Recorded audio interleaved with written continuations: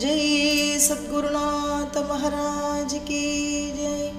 बोला पुंडलिक वरदा हरि विठ्ठल श्री ज्ञानदेव तुकाराम।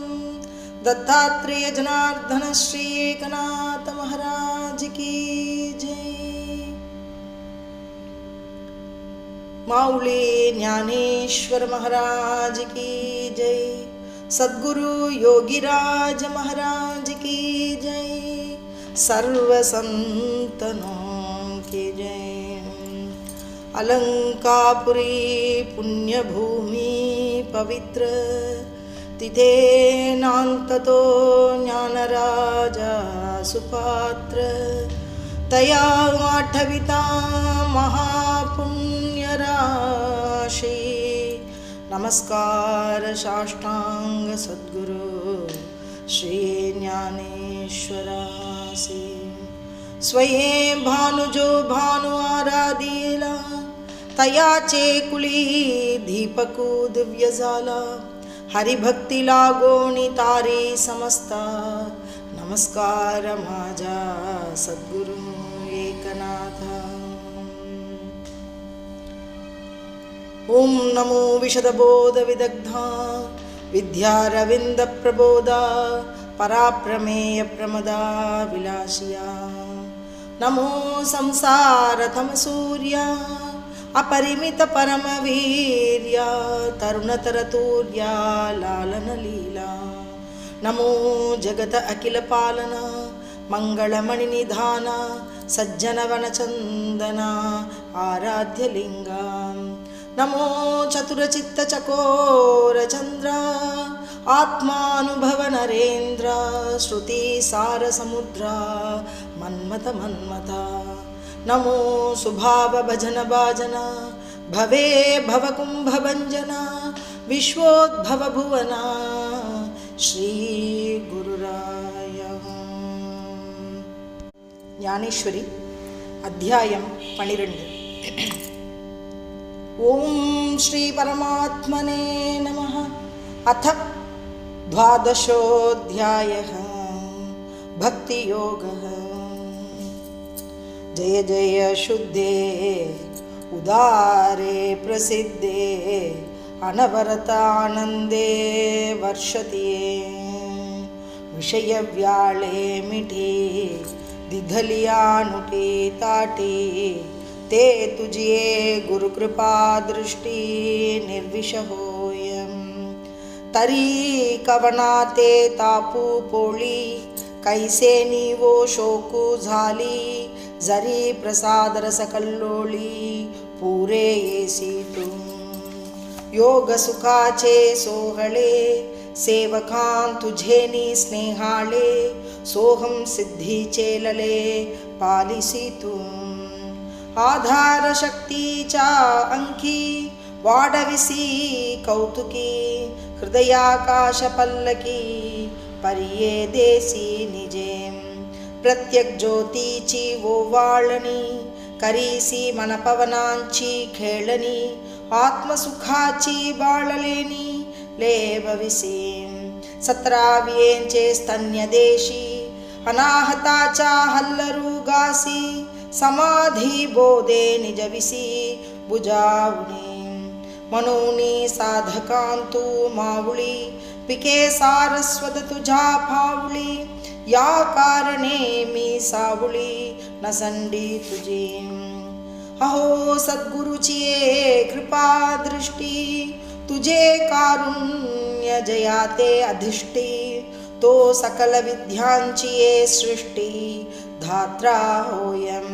मनोनी अंबे श्रीमंते निज जन कल्पलते। आज्ञापी माते ग्रंथ निरूपणी। नवरसी भरवी सागरू करवी उचित रत्नांचे आगरू। भावार्थाचे गिरिवरू निपजवी माये। साहित्य सोनियाची आखाणी उघडवी देशीयेची आक्षोणी। विवेक वेळीची लावणी हो देई संघम। संवाद फलनिधाने प्रमेयाची उद्याने लावी मने गहने निरंतरम. पाखंडाचे दर कुठे, मोडी वाग्वाद आव्हांटे, कुतर्काची दुष्टे सावजे फेडी. श्रीकृष्ण गुणी माते, सर्वत्र करी वो सरते, राणीवे बैसवी श्रोते श्रवणांची. मराठीच्या नगरी, ब्रह्मविद्येच्या सुखालुकरी, घेणे धेने सुखचिवरी, होंदेई या जगा तू आपुलेनी स्नेह पडलवे. माते फांगुर विशील सदैवे, तरी आतांची हे आघवे निर्मीन पाये. ये विनवणीये साठी, अवलोकिले गुरु कृपा दृष्टी, मने गीतार्तेसी उठी न भोले बहु. तेथ जी जी महाप्रसादू, मनोनी साविया झाला स्वानंदू, आता निरोपेन प्रबंधो अवधान दीजे. अर्जुन उवाच एवं सततयुक्ताये भक्तास्त्वां पर्युपासते, ये चाप्यक्षरमव्यक्तं तेषां के योगवित्तमाः. तरी सकल विराधीराजो, जो सोमवंशे विजयध्वजो, बोलता जाहला आत्मजो पांडुनिरूपाचा. कृष्णा ते मने अवधारिले, आपण विश्वरूपमज दाविले, तव नवळ मनोनी बिहाळे चित्त माझे. आणि ये कृष्णमूर्तीची सवे, या लागी सोय धरिली जीवे, तव नको मनोनी देवे वारिले माते. तरी व्यक्त आणि अव्यक्त हे तुची एक निभ्रांत, भक्ती पाविजे व्यक्त अव्यक्त योगे. या दोन्ही जीवाठा तू ते पावावया वैकुंठा, व्यक्ताव्यक्त दारवंठा रिगिजे येथ. पैजे वाणी शातुका, तेची वेगळिया वाला एका, म्हणून एकदेशिया व्यापका सरिसा पाडून. अमृताच्या सागरी, जे लाभे सामर्थ्याची थोरी, तेची दे अमृतलहरी छुळी घेतलिया. हे कीर माझ्या चित्ती, प्रतीतियाती जी निवृत्ती, परिपुसने योगपती ते याची लागे. जे देवा तुम्ही नावेक, अंगीकारिले व्यापक, ते साचची की कवतिक हे जाणावयाम. तरी तुझ लागी कर्म, तुची जयांचे परम, भक्तीसी मनोधर्म विखो निघातला. इत्यादी सर्वपरी, जे भक्त तू ते हरी हरी, बांधोनिया जिव्हारी उपासिती. आणि जे प्रणवा पैलीकडे, वैकरी येसी जे कानडे, काही सयाही सांगडे नवे जे वस्तू. ते अक्षर जी अव्यक्त, निर्देश देशरहित, सोहम भावे उपासित ज्ञानिये जे. तया आणि जी भक्ता, ये रामाजी अनंता, कवने योगू तत्वता जाणीदला सांगू. या किरीटीचिया बोला, तो जगत बंधू संतोषला, मने हो प्रश्न बला जानसी करून.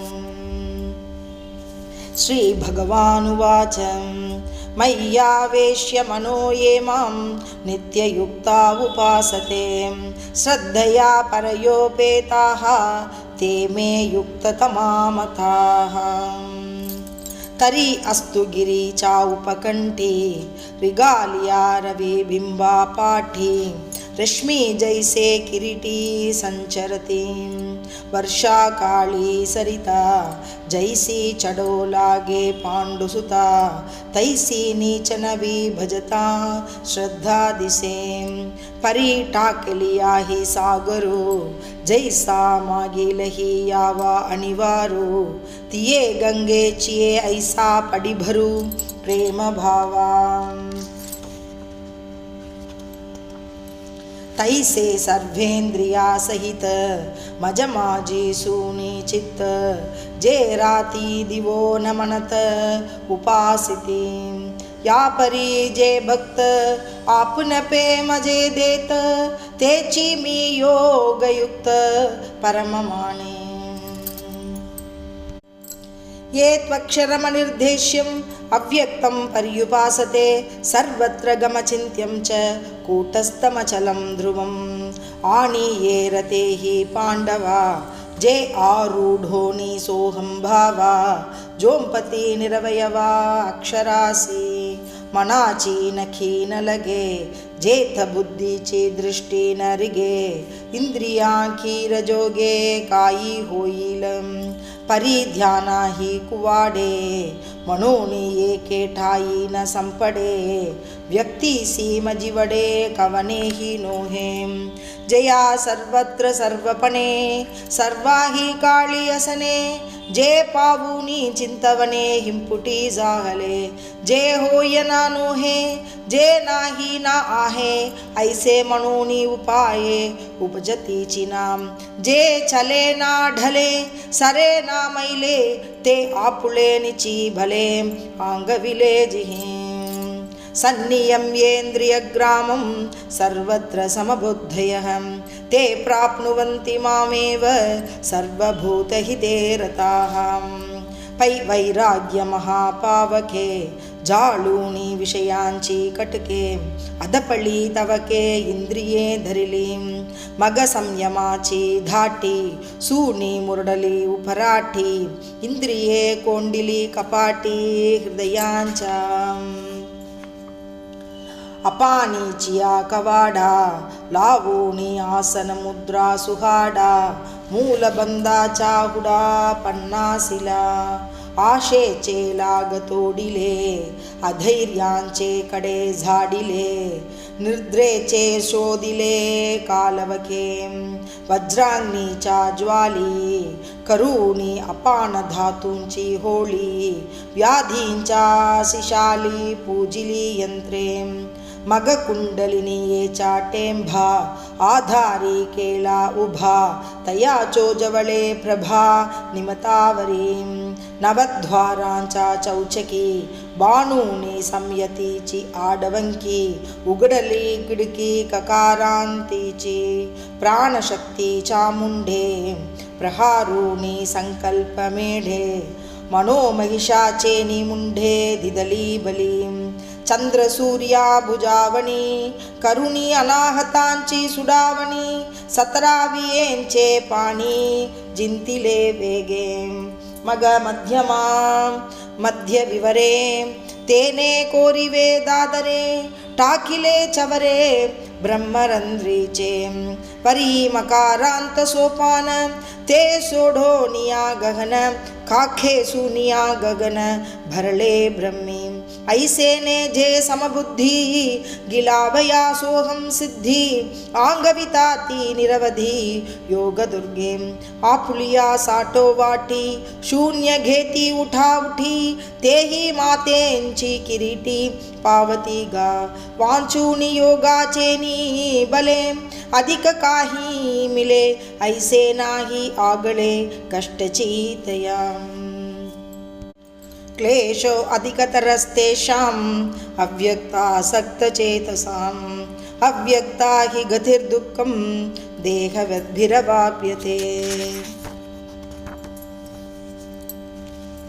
जिहि सकलभूतांचा हिते निरालंबे अव्यक्ते पसरलिया आसक्ति भक्ति विनं तया महेंद्रादिपदे करिताती वाढवधे आनिरुद्री सिद्धींची द्वंद्वे पडोनी ठाते कामक्रोधांचे विलग उठावती अनेक आणि शून्येसी आंग झुंजवावे की ताहाने ताहानची पियावी भुकेलिया भूकची खावी अहोरात्र वावी मवावा वाराम उन्निंद्रियांचे पगुडणे निरोधाचे वेल्हावणे जाडासी साजने चालावे गाम शीत वेडावे उष्ण फांगुरावे वृष्टीचिया असावे घरा आणतो. किंबहुना पांडवा हा अग्निप्रवेशू नित्यनवा, भातारे विन करावा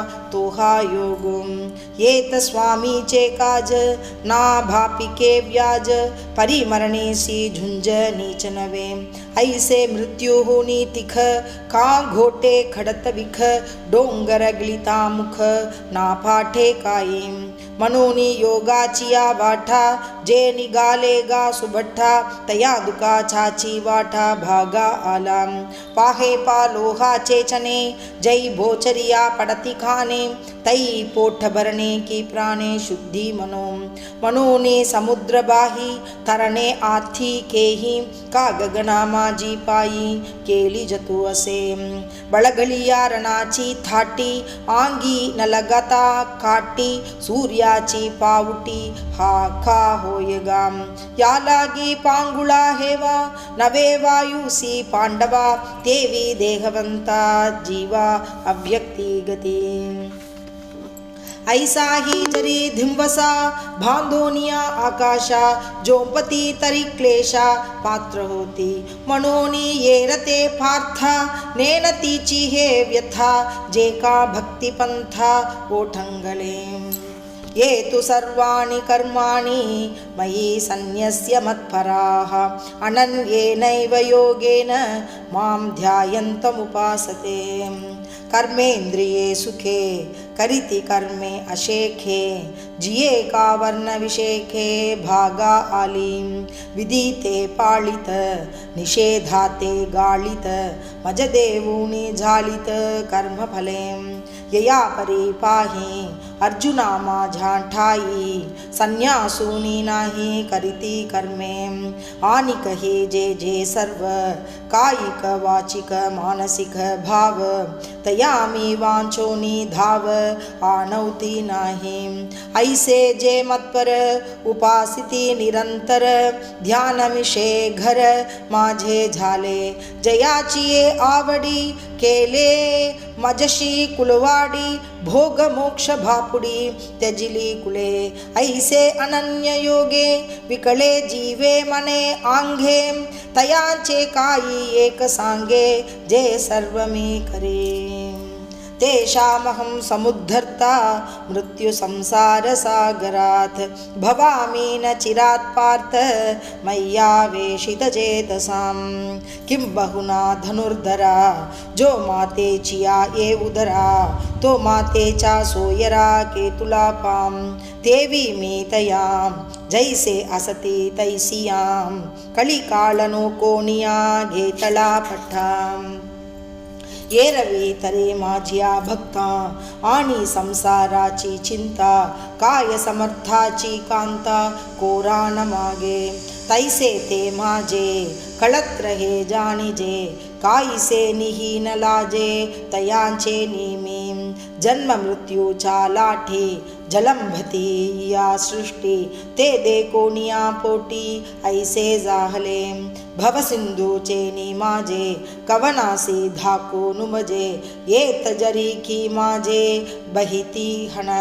मनोनी गा पांडवा मूर्तीचा मेळावा, करुणी त्यांची आघावा धावत आलूम.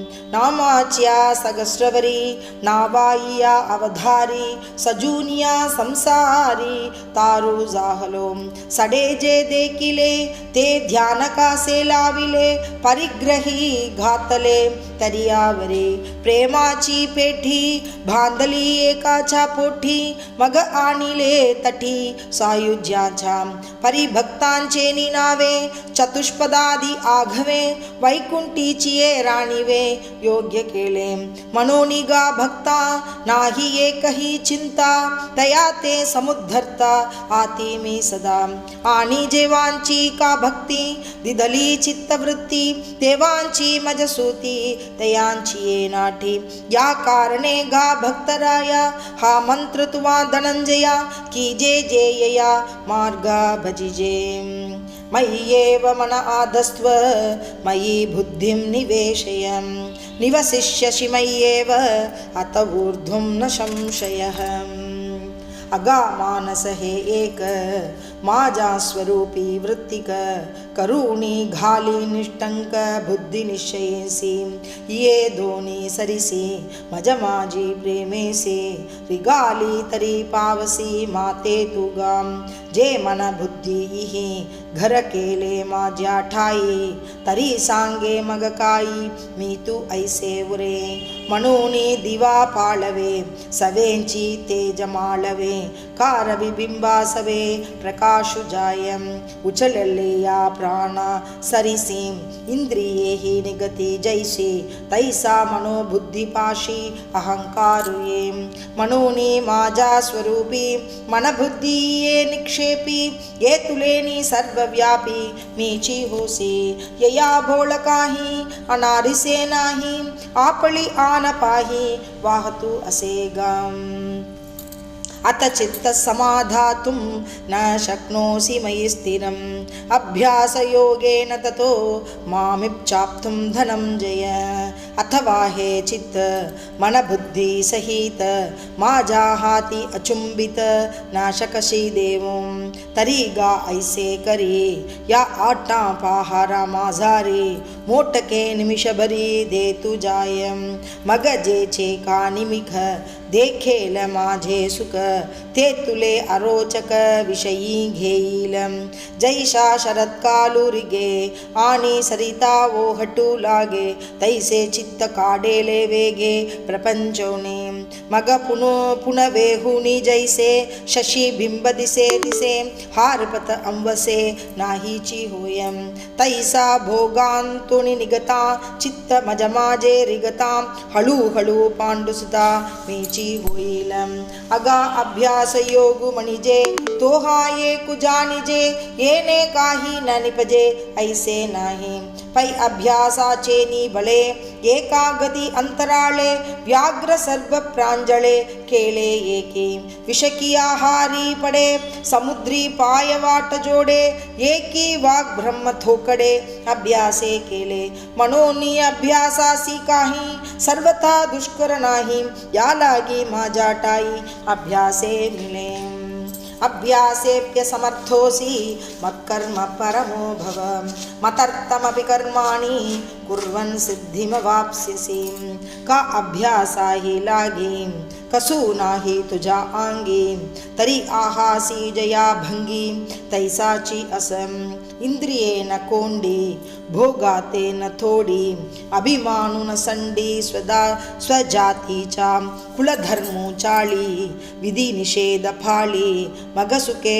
तुझ सरळी दिदली आहे परी मने वाचा देहे जैसा जो व्यापार होये तो मी करीतू आहे ऐसे न मने करणे का न करणे हे आघवे तोची जाणे विश्व चलतसे जेने परमात्मेने उन्यापुरे याचे काही उरोने दी आपुला ठाई स्वजातीची करुणी घेई जीवित हे माळिये जे उथे नेले ते उते निवांतची गेले तया पानिया ऐसे केले हुआ वेगाम एरवी तरे सुभट्ठा उजूका वांठा रथुकाई कटपटा करितू असे मनोनी प्रवृत्ती आणि निवृत्ती ये वो जीने गेमती अकंठ चित्रवृत्ती आठवी माती आणि जे जे कर्म निपजे ते थोडे बहु न म्हणिजे निवांतची अर्पिजे माझ्या ठाई ऐसिया मद्भावना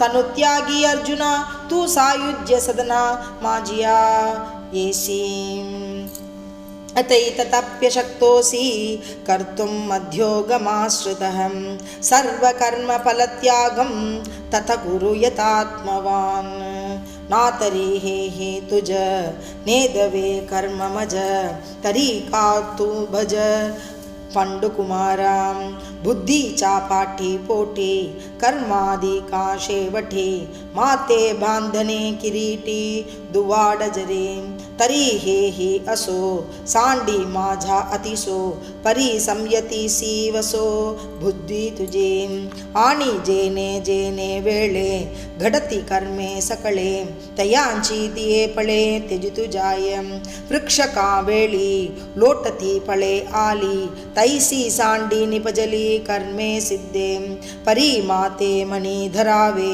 कामज उद्देशे करावे हे काही नको आघवे जाऊ दे शून्ये खटकी जैसे वर्षले का आगी माझी पेरिले कर्म मानी देखिले स्वप्न जैसे अगा आत्मजेचा विशी जीवू जैसा निरभिलाषी तैसा कर्मी अशेषी निकाम होई वर्हीची ज्वालो जैस वाया जाय आकाशी वन्हीची ज्वाला जैशी वाया जाय आकाशी क्रिया जिरोदे तैसी शून्या माझी अर्जुना हा फलत्यागो आवडे कीर असलगो परियोगा माजी योगो धुरेचा हा येणे फलत्यागे सांडे ते कर्मन विरूढे एकची वेळे वेळू झाडे वांझे जैसी तैसे येनेचे शरीरा येणे सरे किंबहुना ये रझारे चिरा पडे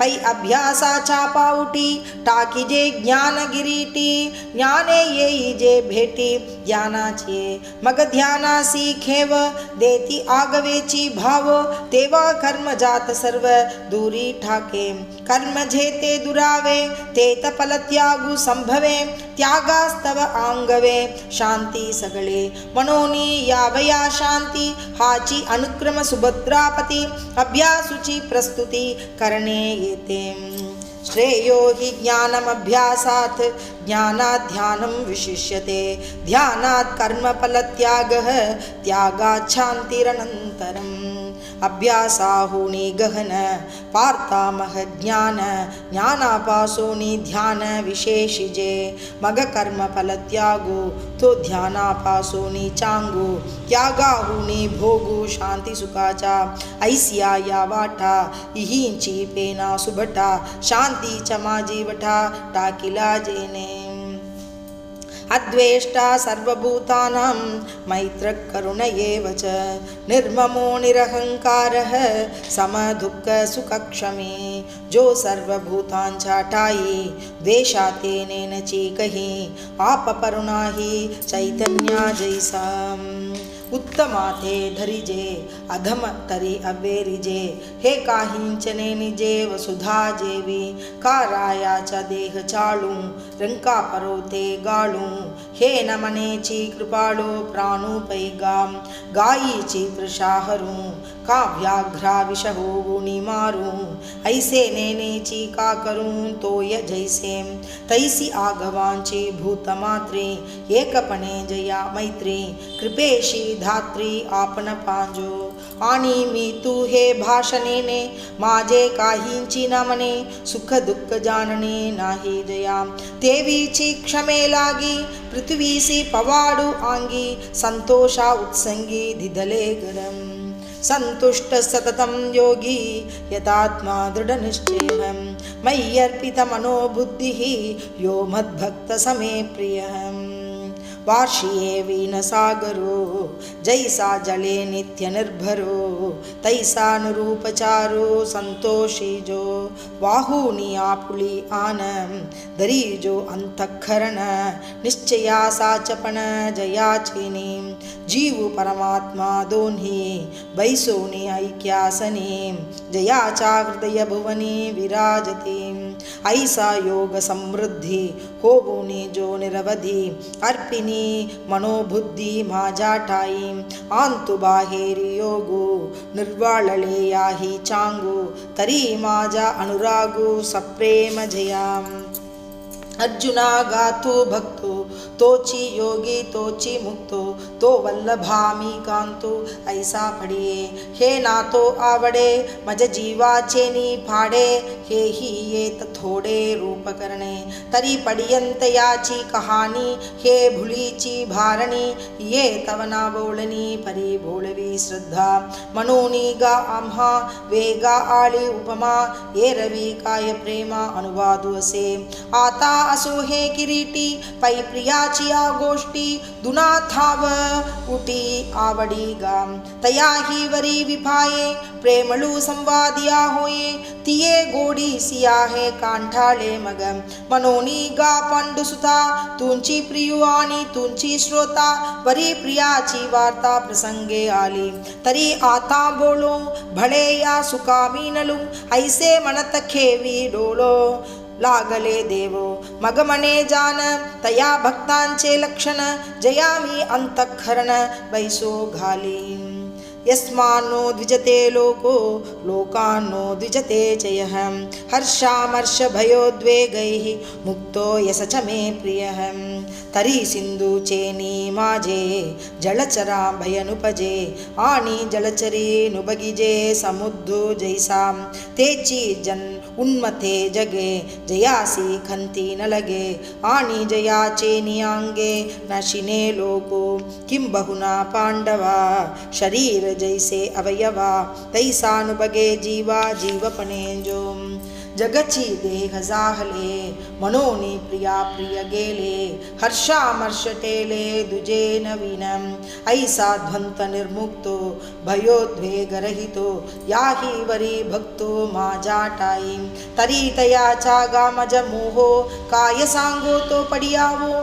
हे असो जीवे जीवो माझे नीतो जो निजानंदे झाला परिणाम आयुष्या आला पूर्णते जाहला वल्लभो जो अनपेक्ष सुचिर्दक्ष उदासीनो गतव्यतः सर्वारंभ परित्यागी यो मद्भक्त समे प्रियः जयाचा ठाई पांडवा अपेक्षे नाही रिगावा सुखासी चढावा जयाचे असने मोक्ष देऊनी उदार काशी होय कीर परिवेचे शरीर तिये घावी हिमवंतु दोष खाये परी जीविताची हानी होये तैसे सुचित्वनो हे सज्जनांचे शुचित्वे शुचिक गांगा होये आणि पापताप ही जाये परी ते आहे बुडणे एक खोलिये पारू ने निजे तरी भक्ती न बुडिजे रोकडाची लाहिजे न मरता मोक्षो संताचे नि अंगलगे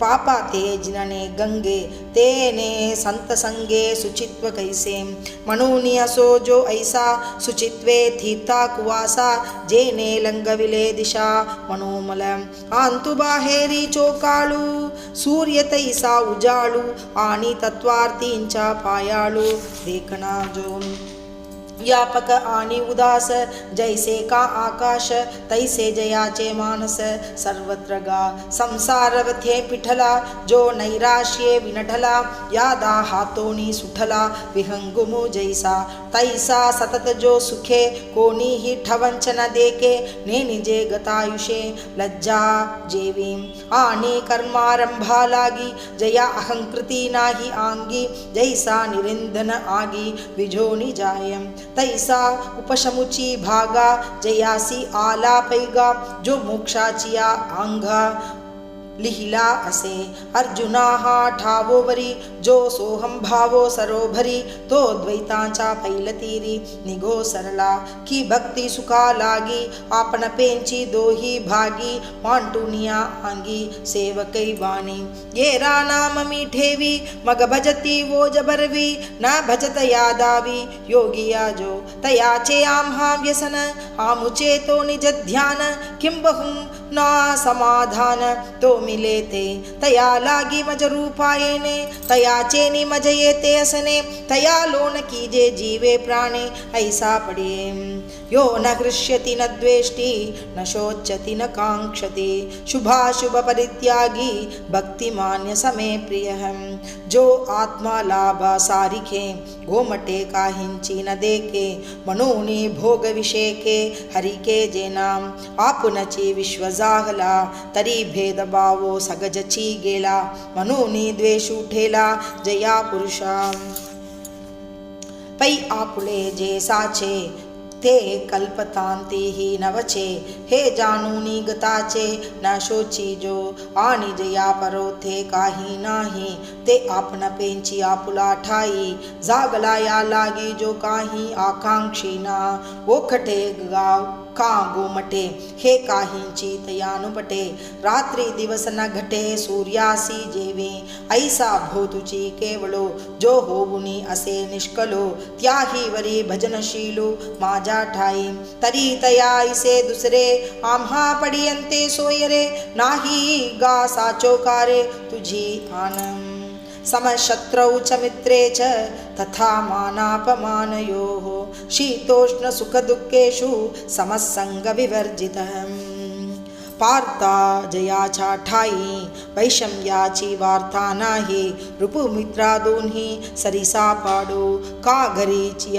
उजियेडो करावा पारकिया अंधारू पाडावा हे नेनेची गा पांडवा दीपू जैसा जो कांडावया घावो घाली का लावणी जयाने केली धोगा एकची सावळी वृक्ष दे जैसा नातरी इक्षुदंडो पाळी तया गोडू गाळी तया कडू नोहेची जेवी अरी मित्रे तैसा अर्जुना जया भावो ऐसा मानापमानी सरिसा होतु जाय तिही ऋतु समान जैसा का गगन तैसे एकची मान शीतोष्णी जया दक्षिण उत्तर मारुता मेरु जैसा पांडुसुता तैसा सुख दुःख प्राप्ता मध्यस्तु जो माधुर्य चंद्रिका सरिसीराया रंका तैसा जो सकलिका भूता समो आगविया जगा एक सेव्य जैसे उदक तैसे तया ते तिही लोक आकांक्षिते जो सबाह्य सांगू सांडोनिया लागू एकाकी असे आंगू आंगी सुनी तुल्य निंदा स्तुतिर्मौनी संतुष्टो येन केनचित् अनिकेत स्थिरमतिः भक्तिमान मे प्रियो नरः जो निंदे ते नेघे स्तुती न श्लाघे आकाशा न लगे लेपु जैसा तैसे निंदे आणि स्तुती मानु करुणी एके पांती विचरे प्राणवृत्ती जनीवनी साचलटिके दोन्ही बोलोनी न बोले जाहला मौनी जे भोगिता उन्मणी आरायेना जो यथा लाभेन थोके अलाभेन पारुखे पाऊसे वीन न सुखे समुद्र जैसा आणि वायुसी एके ठाई बिडार जैसे नाही तैसा न धरी चकेही आश्रयो जो आघवाची आकाश स्थिती जेवी वायुसी नित्य वसती तेवी जगची विश्रांती स्थान जया हे विश्वचे माझे गर ऐसे मती जयाचे स्थिर किं बहुना चराचर आपण जाहला मग याही वरी पार्था माझा भजनी आस्था तरी तया ते मी माथा मुकुट करीम उत्तमासी मस्तक काळ विजय हे काय कौतुक परिमाणु करीती तिन्ही लोक पायावणियाम तरी श्रद्धा वस्तुसी आदरू करिता जाणिजे प्रकारू जरी होय श्री गुरु सदाशिव परी हे असो आथा महेशा ते वाणिता आत्मस्तुती होता संचारू असे यया लागी हे नो हे मणितले रमाना हे अर्जुना मी वाहे शिरीतया ते जे पुरुषार्थ सिद्धी चौथी घेऊनी आपुला हाती रिगाला भक्तिपंथी जगा देतो कैवल्याचा अधिकारी मोक्षाची सोडी भांदी करी की जलाची परी तळवटुगे मनोनी गा नमस्कारू तया ते आम्ही माथा मुकुट करू तयाची ठांच धरो हृदयी आम्ही तयाची या गुणांची लेणी लेवू आपुळीये वाणी तयाची कीर्ती श्रवणी आम्ही लेवू तो पहावा हे डोहळे मनोनी अचक्षुसी मज डोळे हातीचे लीला कमळे पूजू तयांते दोवरी दोनी बुझा आलो घेऊनी आलिंगावया लागुनी तयाचे अंग तया संगाचे नि सुरवाडे मज विदेहा दहे धरणे घडे किं बहुना आवडे निरूपमु तेनेसी आम्हा मैत्र येतकायसे विचित्र परितयाचे चरित्र ऐकती जे तेही प्राण परवते आवडती हे निरूते जे भक्त चरित्राते प्रशंसिते जे हे अर्जुना सांध्यत सांगितले प्रस्तुत भक्ति योगु समस्त योग रूप जे मी प्रीती करी कामनी शिरसा धरी येवढी तोरी जया स्थिती ये तु धर्म्यामृतमिदं यथोक्तं पर्युपासते श्रद्धाना मत्परमा भक्ता ते अतीव मे प्रियाः इति श्रीमद्भगवद्गीतासु उपनिषत्सु ब्रह्मविद्यायां योगशास्त्रे श्रीकृष्णार्जुनसंवादे भक्तियोगो नाम 12ोऽध्यायः। तेः गोष्ठीरम्य अमृतधारा धर्म्य करिति प्रतीति गम्य ऐको निजे तैसीचे श्रद्धे चेनी आधरे जया चाठाई विस्तरे जीवी जया थारे जे अनुष्ठिते परिनिरूपली जैसी तैसी च स्थिति मानसी मगसु क्षेत्री जैसी पेरणी केली परिमाते परम करुणी ये अर्थी प्रेम धरुणी हेंची सर्वस्वमाणुनीं घेती जे पै पार्था गाजगी तेची भक्त तेची योगी उत्कंठा तया लागी अखंडमजम ते तीर्थ ते क्षेत्र जगी तेची पवित्र भक्ति कतेसी मैत्र जया पुरुष आम्ही तयाचे करून ध्यान तो आमुचे देवतार्चन तेवांचुनियान गोपटे नाही तयाचे आम्हा व्यसन तो आमुचे निधान किं बहुना समाधान तो मिले तैं पै प्रेमळाची वार्ता जे अनुवादती पांडुसुता ते मानु परमदेवता आपुली आम्ही ऐसे निज जनानंदे तेने जगदादिकंदे बोलिले मुकुंदे संजयो मने राया जो निर्मलु निष्कलंक लोक कृपालु शरणागता प्रतिपालु शरण्यो जो धर्म कीर्ति धवळु अगाध धातृत्वे सरळु अतुल भळे प्रबळु बळी बंधनु जो पै सुरसहायशीलु लोकलालन लीलु प्रणत प्रतिपाळु हा खेळु जयाचा जो भक्त जनवत्सुलु प्रेम जन प्रांजळु सत्य सेतु सरळु कलानिधी तो कृष्णची वैकुंठीचा चक्रवर्ती निजांचा सांगत सुयेरु दैवाचा ऐकतु असे आता यावरी निरूपिती परी संजयो मने अवधारी धृतराष्ट्राती तेची रसाळ कथा मराठिया प्रतिपथा आणि जेल आता अवधारी जो ज्ञानदेव मने तुम्ही संतु ओळगावेती आम्ही हे पडविलोजी स्वामी निवृत्ती देवी इति श्री ज्ञानेश्वर रचितायां भावार्थदीपिकायां 12ोऽध्यायः समाप्तः। ओम श्री सच्चिदानन्दार्पणमस्तु। ओम श्री गुरुचरणारविन्दार्पणमस्तु।